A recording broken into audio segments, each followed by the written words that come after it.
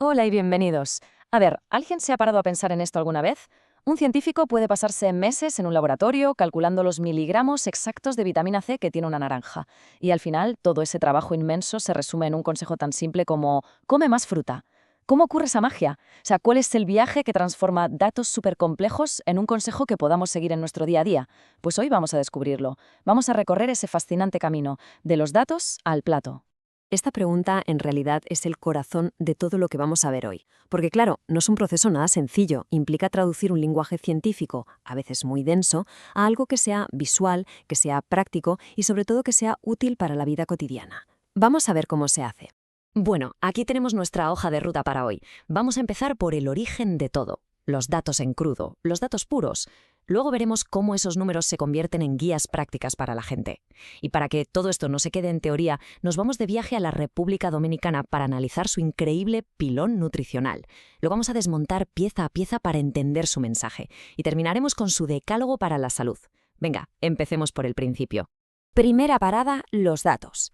Antes de cualquier recomendación, antes de cualquier guía, tiene que haber una base científica sólida. Y esa base, ese cimiento, son las tablas de composición.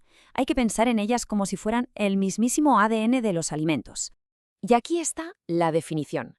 Las tablas de composición de alimentos, o TCA para abreviar. Mirad, la mejor forma de entenderlas es imaginarlas como el gran diccionario de la nutrición. Para cada alimento, estas tablas nos dan su composición exacta, cuánta proteína, cuántos hidratos, qué vitaminas, qué minerales, todo. Son, por así decirlo, la fuente de la verdad para cualquier profesional de la nutrición. Sin ellas, cualquier consejo sería simplemente una opinión. Vale, ya tenemos los datos, nuestro diccionario. Pero seamos sinceros, nadie se lee un diccionario de cabo a rabo para aprender a hablar, ¿verdad? Necesitamos a alguien que nos lo traduzca, y es justo aquí donde entran en juego las guías alimentarias. El primer paso en esta traducción son las recomendaciones dietéticas. Fijaos en el cambio de chip. Pasamos de hablar de miligramos de zinc a algo mucho más tangible. Consume legumbres varias veces por semana. El foco ya no está en el nutriente aislado, sino en el alimento como tal. Es el primer gran salto para acercar la ciencia a la calle. Y con esto llegamos al producto final de esta traducción, las guías alimentarias basadas en alimentos, mucho más conocidas como GABA. Y ojo, aquí la palabra clave es basadas en alimentos y sobre todo adaptadas localmente.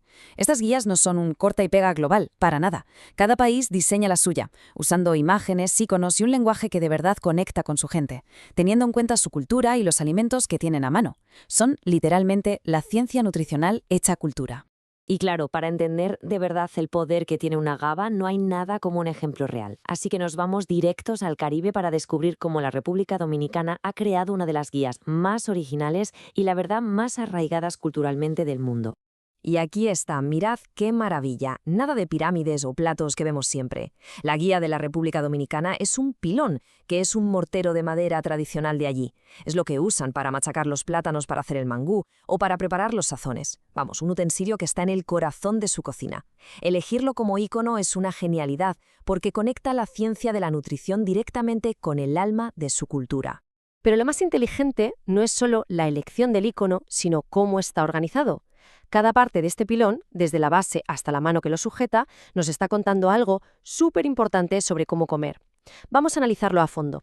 Empezamos por abajo. La base, la parte más ancha y sólida, está ocupada por los cereales. ¿Qué nos dice esto? Pues que son el fundamento de la dieta, la principal fuente de energía. El mensaje visual es clarísimo. Estos alimentos hay que consumirlos a diario y tienen que ser la base de nuestras comidas. Justo encima de la base, en esa primera rosca, encontramos a las grandes protagonistas de muchísimos platos caribeños, las leguminosas, como las habichuelas. Su posición nos dice que son fundamentales, una fuente clave de proteína, hierro y vitaminas. Y el mensaje es claro, a diario. Y si es con el arroz de la base, pues ya tenemos la combinación perfecta.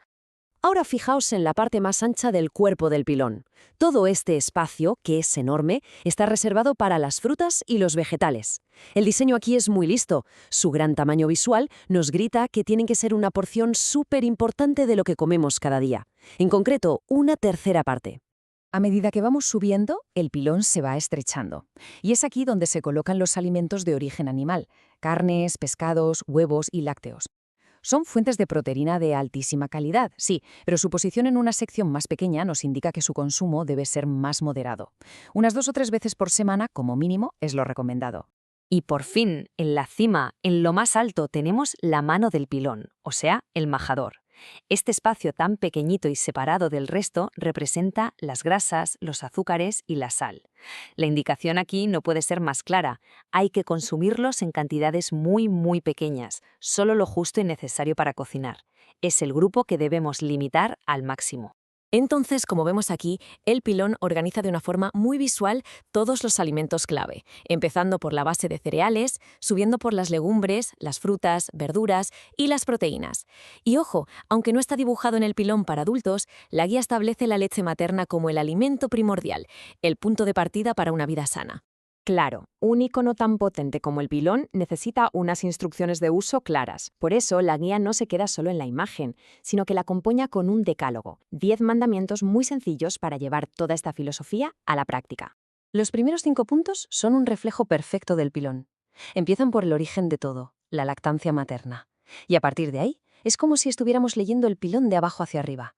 Cereales para la energía, proteínas para crecer fuertes, y ese mensaje clave que ya resuena en todo el mundo: 5 raciones de frutas y verduras al día. Y que no falte el color. Y la segunda mitad del decálogo completa esa visión de una vida saludable. Primero, nos recuerda el mensaje de la mano del pilón, moderación con azúcares y grasas. Y luego va más allá del plato, recordándonos otros 3 pilares igual de importantes: beber suficiente agua, la higiene y, cómo no, el que nunca puede faltar, moverse todos los días. Y aquí está la clave de todo esto. Estas guías son mucho más que un póster bonito para la cocina, son una auténtica hoja de ruta para todo un país. Guían las políticas de salud, deciden qué se enseña sobre nutrición en los colegios e incluso influyen en la agricultura. El objetivo final es que todo el sistema, desde el campo hasta la escuela, reme en la misma dirección: conseguir una población más sana. Así que aquí lo tenemos, el viaje completo. Partimos de las tablas de composición de alimentos, esos datos científicos tan densos. Esos datos se traducen en guías alimentarias basadas en alimentos, las famosas GABA. Y estas guías se materializan en herramientas prácticas y culturales, como el pilón y su decálogo, que son las que finalmente nos guían a la hora de decidir qué ponemos en nuestro plato cada día. Y para terminar, una reflexión que queda en el aire. Hemos visto el pilón dominicano. Otros países usan ollas, platos, pirámides. Esto demuestra que la nutrición se puede y se debe contar de muchísimas maneras. La pregunta entonces es: si hubiera que diseñar una guía para nuestra propia cultura, ¿qué forma tendría? ¿Qué objeto, qué icono representaría mejor nuestra manera de entender la buena comida y la salud? Es una buena pregunta para darle una vuelta. Hasta la próxima.